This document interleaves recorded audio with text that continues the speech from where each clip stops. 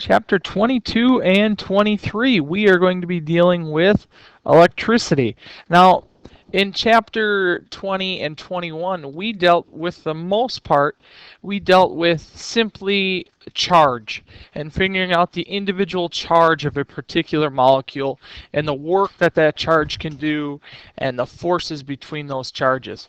What we're going to do now is we're going to start analyzing the potential difference. And remember, potential difference is voltage. And what can happen when we are actually moving that voltage through something, so through a wire. What things come into play when we move it through a particular substance? So what we have to talk about is we have a wide variety of terms I need you to get down that we need to go through when we start our introduction to this. So when we're talking about electricity, we're going to talk about current. What is current? It's the flow of particles. It's the flow of charged particles. Usually it has to be through something, through a medium. Our medium's typically wire. A conventional current is the flow of positive charge. A battery. You guys use batteries every single day. Your cell phone runs on a battery every single day. It's several cells connected together that convert chemical energy into electrical energy. Simple enough. In a photovoltaic cell or solar cell, instead of taking chemical energy, it's taking light energy and converting it into electric energy. When we talk about circuits, in which we are going to start talking about here in chapter 22 and 23, an electric charge, any closed loop or conducting path allowing electrical charge to flow. So if I have a battery and a wire going from one end to the other end, one terminal to the other terminal of a battery, that's essentially a closed loop, and I am generating a charge from that battery. And just like many, many other things in this universe, momentum, angular momentum, mass, energy, or charge is conserved. So charge cannot be created or destroyed. It can only be separated, not even changed. It's going to say it's positive, negative, but it really can only be separated.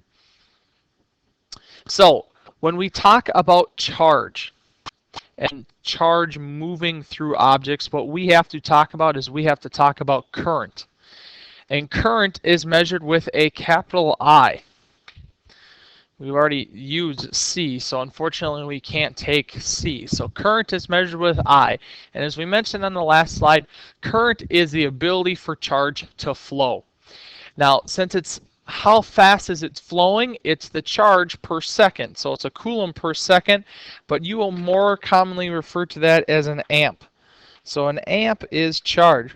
So if we look at the equation for figuring out current, all right, current, I, is power is equal to I times V. Well, power is equal, P is power. We have studied power before. The units for power are watts. I is amps, and V is voltage. So if we take a look at an example here, and these examples, guys, this is a great way to wind down the year because these examples aren't very over the top. We have a 6-volt battery, delivers a 0.50 amp current to an electric motor connected to its terminals. What is the power delivered by the motor? Well, power is equal to I times V. Our amps is 0.50. Our voltage is 6.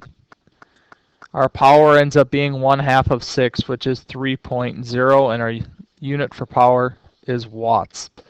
So current's the ability for charge to flow through an object, and we can measure it in a variety of ways. One of the equations in which we can measure it is power, and power is equal to current times voltage. P is equal to I times V. Another way that we can measure it is through resistance. And what is resistance? Basically, resistance is kind of the cousin of friction. Resistance is electrical friction. I have charge moving through something, and resistance is kind of slowing it down. It's resisting it, as it is called. It's resisting its motion.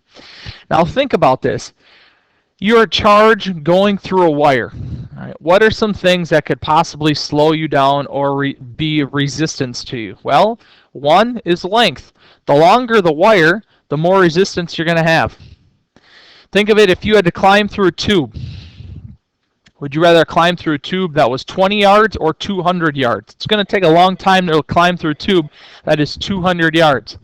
Second one is cross-sectional area. So we think of cross-sectional area. Would you rather climb through a tube that is the size of 1 foot in diameter or 10 feet in diameter? It's a lot easier to walk through the one that's 10 feet in diameter than 1 foot in diameter. Temperature affects resistance. Resistance increases as the temperature increases. And the material. Different materials have different resistances. The unit for resistance is an ohm. And its unit, you will see, is kind of like an upside down horseshoe. So the unit is an ohm.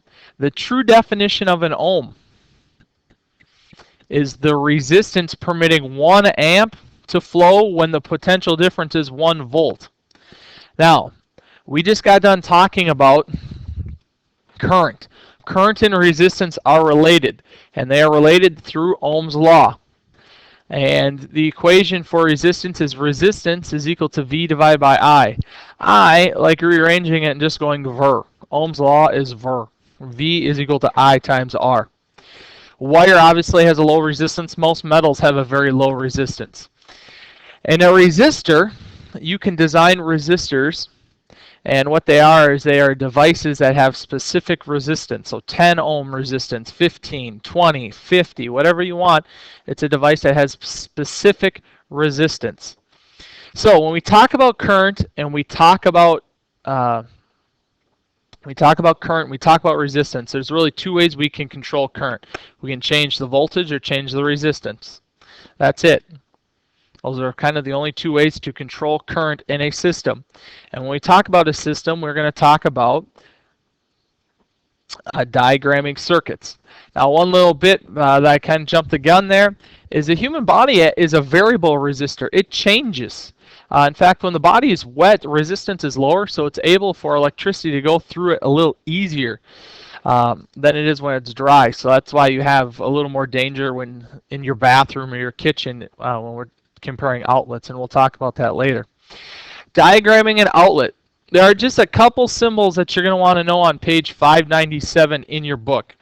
We're not going to go into vast detail on diagramming circuits, but there are a handful of them that you will want to know on page 597. So, and a couple of them really are the battery. And when you draw a battery in a diagram, in a circuit diagram, it looks just like that. That is the unit used for a diagram. And then wire is just a line. And then you could do a resistor. You could do a light bulb. You could do whatever. When you do a light bulb, it really just looks like this. And there's my circuit. I have a battery with wire connected to a light bulb. Pretty simple. We're not going to go over the top. If I have a resistor instead, or if I add a resistor, it looks like that. That's little squiggly lines, jagged squiggly lines. Sometimes people prefer to put it in a circle. Sometimes they don't.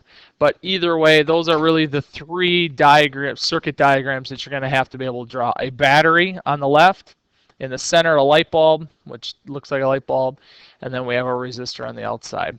Not too much that we're going to have to worry about when diagramming circuits.